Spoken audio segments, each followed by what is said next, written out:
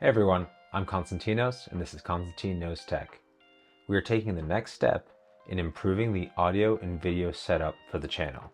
Today we're going to be unboxing and providing some initial impressions for my first camera that's not a phone. I filmed all of my videos up to this point on my iPhone 15 Pro and it's been doing great so far, but I'm super excited for this upgrade.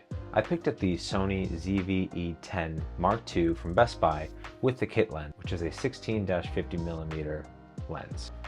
Let's jump into the unboxing and get her set up. Alright, let's get cracking on this unboxing.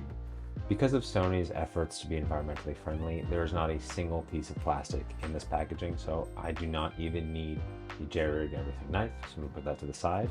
We can just go ahead and open this up. We have some warranties, instructions, the usual paperwork, we can throw that to the side. We have a nice little strap. We don't want to lose our camera. We're out in the wild. Here's some of that paper packaging that we just talked about. In this one we have a little wind blocker with a hot shoe attachment.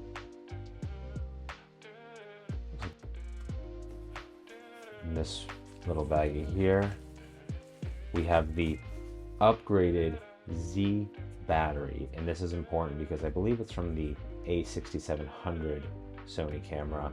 It is a larger battery than the previous generation ZV E10, which is great news. I'm going to take the camera out and just put that to the side. And as we can see, there is nothing else in the box. Super simple unboxing. I'm going to put that to the side.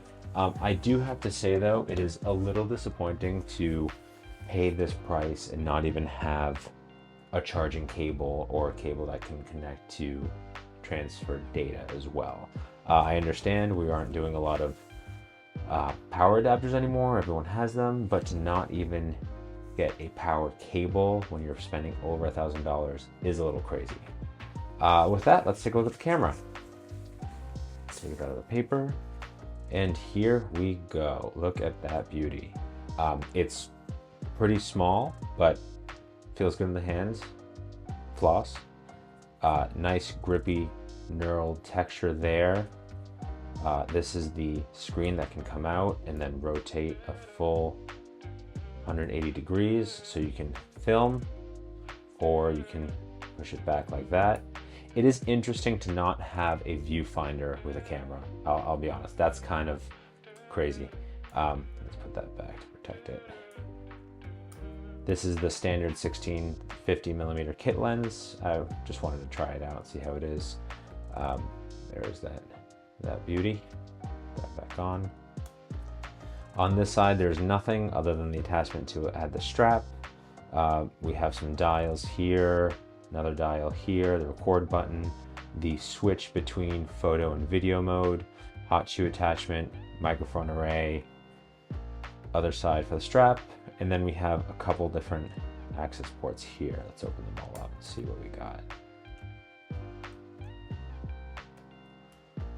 On this bottom one, we have a aux cable microphone input, micro HDMI, SD slot, and up top we have power cable and USB-C. Close that up. It's important to know that this camera is not weatherproof, so do not go too crazy if you're out shooting in the rain. And that's the first look at the camera. Let's get it set up and try it out. Let's see how this goes. And here we are, using the new Sony ZV E10 II. This is the first time that I'm using this camera. The only settings that I tweaked were making sure that I was shooting in 4K, 30 frames per second. So far, for my initial impressions, the grip of the camera itself is great. It's super lightweight, and the grippy texture, the knurling, is really nice. Super easy to hold. The flip out screen is awesome because I can set the camera up on a tripod, turn it around, and I can see what I'm shooting.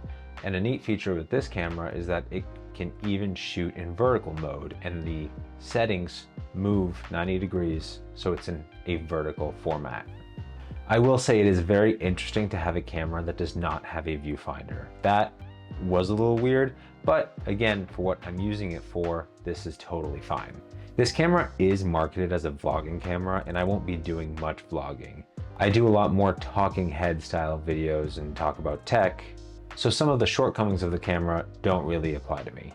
I don't know a whole lot about lenses, so I just went with the standard kit lens since it was only $100 more. It's a Sony 16x50mm lens, and although there are a lot of options out there, one of the reasons I liked this particular camera was that there's a lot of flexibility and you can use other lenses. Before I even dive into any of the specs and initial impressions, I want to take a moment to talk about value. And I do not necessarily mean the price tag. I love all things tech, but let's be honest, it's very expensive. And we can't buy every piece of tech that's out there. So one of the things that I will always try to find and try to communicate with you all is how to find value in tech. Although I do love hunting for a good deal. Value to me isn't just the price tag. It's the price for me that I'm willing to pay to get certain features. It sounds similar, but it's a little different. In this instance, I knew my limitations. I'm not the best when it comes to camera equipment and lenses, not the best with audio equipment, but I know that I do not need the most expensive and the fanciest camera gear. It's also a tool, and I know I want certain features, even if I don't need all of them. I did a lot of research, and there's a lot of fantastic options, some cheaper than this one and a lot that are more expensive. But for my needs and what I value, specifically in cameras, this is the one that was perfect for me. Let's dive into some of the specs. One of the things I found interesting with this camera is that it's actually shutterless. So there is no physical shutter that closes when you take a photo. So the noise that it makes is actually artificial, and it can actually be turned off in the settings. Although this seems cool, it actually causes an issue called rolling shutter. I'll talk about that later. So this camera sports a brand new 26 megapixel APS-C sensor, which is the same sensor from some of the more expensive higher end cameras like the Sony FX30. There's a high bitrate codec of 200 through 600. And the codec is 42.2 10-bit, and it can shoot up to 4K 60. So although it can't shoot into 4K 120, it's all right. I won't be doing a lot of slow-mo anyways. This camera also has improved low light performance since it does not have dual native ISO, which represents how sensitive the camera is to light. As for the weight, it's only 13.3 ounces, which is about 377 grams. That's not too heavy at all. You can throw this in a case and throw it in a backpack pretty easily. One thing that's great is the battery. The battery itself is an upgraded Z battery from the larger spec cameras, a long-awaited upgrade from the original Sony ZV-E Mark I. It can shoot upwards of 130 minutes in 4K on one battery charge. Because the battery isn't the largest though, I did pick up on Amazon this battery charging kit with 2 spare batteries. The kit lens is a 16 through 50 millimeter lens. It's only $100 extra compared to just the body, and it sports an aperture from 3.5 to 5.6. This camera also is capable of 10-bit color, which means that it can shoot upwards of 1 billion colors. That's a lot. This camera also has autofocus and product showcase mode similar to the Sony a6700, which means that it can seamlessly change between the background and the product. The microphone is a 3-capsule microphone, helps capture where the sound is coming from.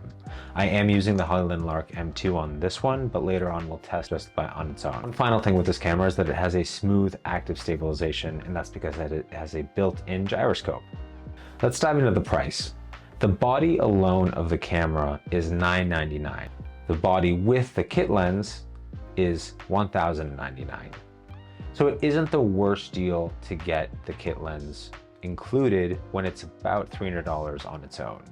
Comparatively, this is a pretty well optioned camera for the price. Let me know in the comments if you have this camera and if there's any features I should check out. Let's go take a couple sample shots and see how it does.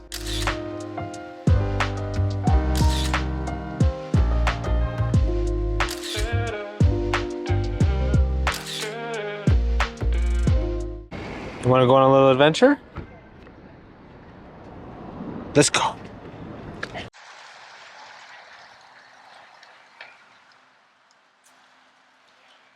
Hey, Jax. Let's go. Is that a park? Is that a park?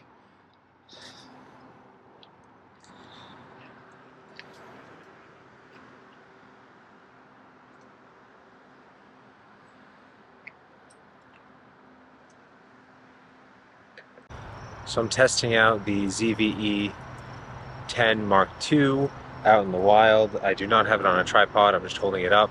There's quite a bit of noise from wind and a bunch of people out, so this is the standard microphone that comes with the windscreen on it. We're just out enjoying the day with the pup. Ready, Jax? He loves eating leaves more than anything, so this is gonna be a rough fall. Now that we talked about some of the specs, let's talk about some of the cons. First and foremost, this camera does not have any in-body stabilization. That's not great for a camera, especially at this price point. I'm not necessarily worried about that, and it wasn't a huge item on my checklist because I do a lot more talking head style videos where I just talk directly to the camera on a tripod. But if you shoot a lot of action shots, or if you're out shooting things that are moving, you will have a shaky experience unless you're on a gyroscope or potentially upgrade your lens. One thing I talked about in the unboxing, and I found this crazy, is that it does not come with any type of charging unit. The reason that I bought the accessory with the extra battery is because I was so surprised that it didn't even come with a USB-C cable. I know that companies are not sending products out with things to plug into the wall, but to not even have a cable, especially with something that requires data transfer specific cables, is kind of extreme. As I introduced earlier, this camera can be impacted by rolling shutter since it does not have a mechanical lens. One thing to combat rolling shutter is active stabilization, but the downside of active stabilization is that it crops your video in quite a bit. Like I said before though, unless you're doing a lot of action shots, this isn't a huge deal. Another con is that this camera cannot shoot in 4K 120. It's a nice to have if you want to do slow-mo shots. I don't necessarily need that, but as you add in more features and higher frame rates, the price does tend to creep up quite a bit. Other people online have mentioned that they've experienced some overheating. I've not experienced that yet. I know it was an issue with the previous model, so let's hope that it was fixed with this one. One last con to mention, this camera is not weatherproof, so be careful when you're shooting out and there's rain. And that's all for the cons. Maybe I'll have more as I use it more, but that's the list so far. There are a lot of cameras on the market right now, and they're all pretty great. The list was narrowed down to 4, this one being the winner. The first one on the list was the prior generation Sony ZV E10 I. The biggest factor in this one was the price. People have been using it for a long time. It has a lot of the features of this one, although this one has been upgraded in many ways. But the price, I think you can find it now on sale for roughly $600. And honestly, I wanted to get one that had an upgraded autofocus, lens, battery, and sensor. The second camera that was a close call was the Canon R50. And this one was a super close call. You can find a much better deal, somewhere between $600 and $700, with the lens included, but Canon has a proprietary system when it comes to lens mounting, so you're restricted to only Canon lenses. While Sony, there's a lot more flexibility to get different types of lenses. So if I wanted to upgrade, I can purchase more lenses for the Sony. As I'm just starting investing in this ecosystem, I wanted one that had the most flexibility, even though I know Canon probably has a huge assortment that would also be great. Last but not least, I was looking at the Sony a6700. This one is a fantastic camera, and it fixes almost all of the cons on the camera that I'm using now. Problem is, it's an extra $400 for the body only, so your starting price is about $1,500. Then you have to purchase a lens on top of that. But it does fix the issues by having in-body stabilization and autofocus. And this brings me back to the topic earlier on value. Is it a better camera? Yes. Is it the best value for me? Unfortunately, it isn't. I'd rather keep that money, use the features that I have with the Sony ZV E10 II, and eventually down the road, if I need those features, I'll re-examine the market then. Although it's a great camera, it was just far too much horsepower for me right now. So after a few hours playing with this new camera, I am super happy with my purchase. It had the best value for the features for my specific use. I'm okay with some of the shortcomings for now. And if I want to make incremental upgrades, I can upgrade the lens first. And if I need something with a better sensor down the road, so be it. I know I'm just at the tip of the iceberg when it comes to filming, but I'm excited to dive into some of the features for the Sony ZV E10 Mark II, and I can't wait to learn more. If you've learned anything in this video, please give it a like, and if you want to keep seeing more, make sure to subscribe. This is Konstantinos with Konstantin Knows Tech. Thanks for tuning in.